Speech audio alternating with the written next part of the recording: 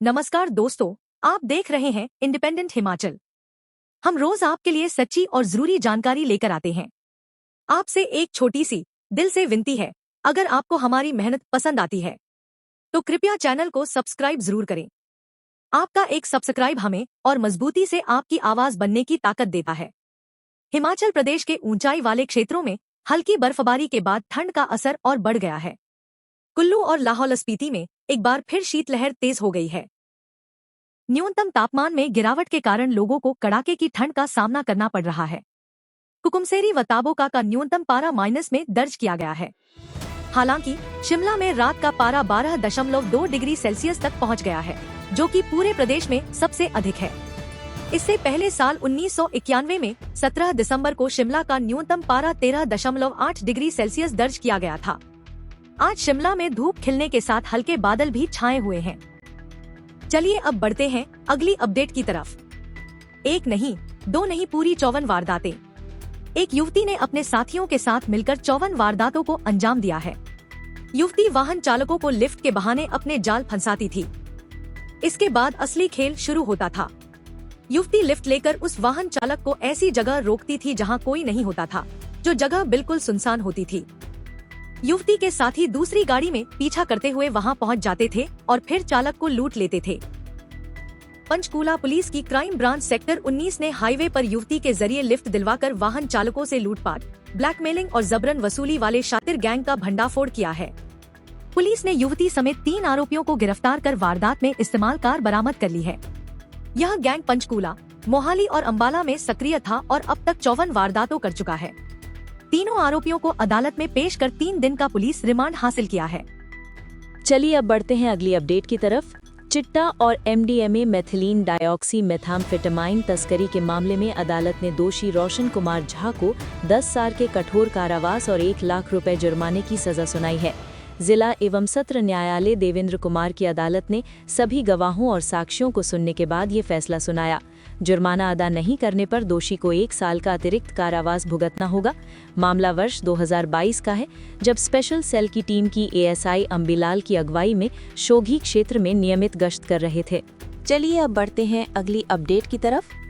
उपमंडल पधर के अधीन आने वाले ऐसे उपभोक्ता जिन्होंने अपने बिजली बिल जमा नहीं करवाए हैं, वे 26 दिसंबर तक बकाया राशि का भुगतान सुनिश्चित करें। यदि उपभोक्ता द्वारा इस तिथि तक भी बिल जमा नहीं करवाए गए तो ऐसे उपभोक्ताओं को नियमानुसार डिफॉल्टर नोटिस जारी किया जाएगा। इसके पश्चात भी भुगतान न होने की स्थिति में संबंधित उपभोक्ताओं की बिजली आपूर्ति काट दी जाएगी। हिमाचल प्रदेश राज्य विद्युत बोर्ड उपमंडल पधर के सहायक अभियंता नितिन चंदेल ने बताया कि कनेक्शन पुनः जोड़ने के लिए उपभोक्ताओं को RC शुल्क के रूप में 250 से 500 रुपए तक की अतिरिक्त राशि का भुगतान करना होगा। चलिए अब बढ़ते हैं अगली अपडेट की तरफ। मुख्यमंत्री सुखविंदर सिंह सुक्खू ने कहा कि रोजगार योजना मनरेगा को समाप्त करना गरीबों के हितों के साथ कुठाराघात और अन्याय है।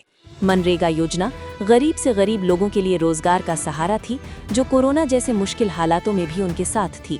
केंद्र सरकार का ये प्रयास गरीबों के खिलाफ है, इसका सख्त विरोध करेंगे।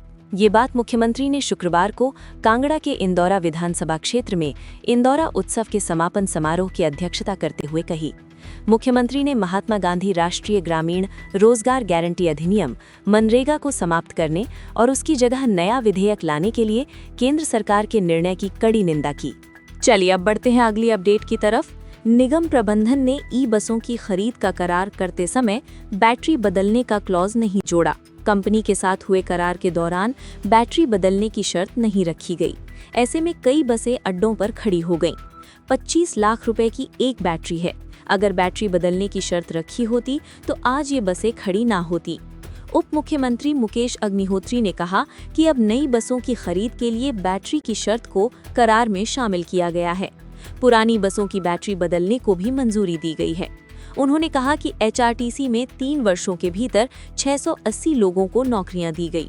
उन्होंने कहा कि बाहरी राज्यों से आने वाली वॉल्वो बसों को रोकना मुश्किल है।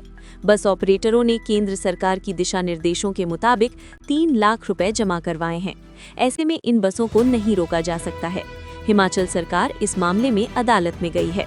चलिए अब बढ़ते हैं अगली अपडेट की तरफ। नेता विपक्ष जयराम ठाकुर ने कहा है कि प्रदेश में पेखूबेला पार्ट 2 की तैयारी चल रही है। जिस तरह से सौर ऊर्जा के क्षेत्र में सरकार के भ्रष्टाचार का प्रतीक बनी पेखूबेला की परियोजना प्रदेश के एक चीफ इंजीनियर के स्तर के अधिकारी की मौत की वजह बनी, अब इसी तरह से धर्मशाला के एक परियोजना अधिकारी द्वारा सोलो प्रोजेक्ट के मामले में ठेकेदार से सख्ती दिखाने पर सरकार द्वारा ठेकेदार पर कार्यवाही करने की बजाय अधिकारी का ही चंबा तबादला कर दिया गया। चलिए अब बढ़ते हैं अगली अपडेट की तरफ। ग्रामीण विकास एवं पंचायती राज विभाग के तहत मंडी में 44 आंगनबाड़ी केंद्रों के भवन जमीन पर उतर ही नहीं पाए हैं। इसके लिए अब FRA में केंद्र से अनुमति मांगी जाएगी। मंडी जिला में संचालित सरकारी स्कूलों में मनरेगा के तहत बनने वाली आंगनबाड़ी जमीन के पेंच में फंसकर रह गई हैं। साल 2022-23 में इन आंगनबाड़ी केंद्रों के भवन बनाने को कुल 76 लाख रुपए खर्च किए जाने की व्यवस्था की गई थी। इसके तहत प्रत्येक भवन को बनाने के लिए 10 लाख रुपए स्वीकृत किए गए। इसमें 8 लाख मनरेगा के तहत तथा 2 लाख का प्रावधान बाल विकास विभाग की ओर से किया गया। तो दोस्तों, आज की अपडेट्स में बस इतना ही। अगर वीडियो उपयोगी लगी हो तो लाइक करें और इंडिपेंडेंट हिमाचल को सब्सक्राइब करना ना भूलें। मिलते हैं अगली अपडेट के साथ। धन्यवाद। नमस्कार दोस्तों, आप देख रहे हैं इंडिपेंडेंट हिमाचल।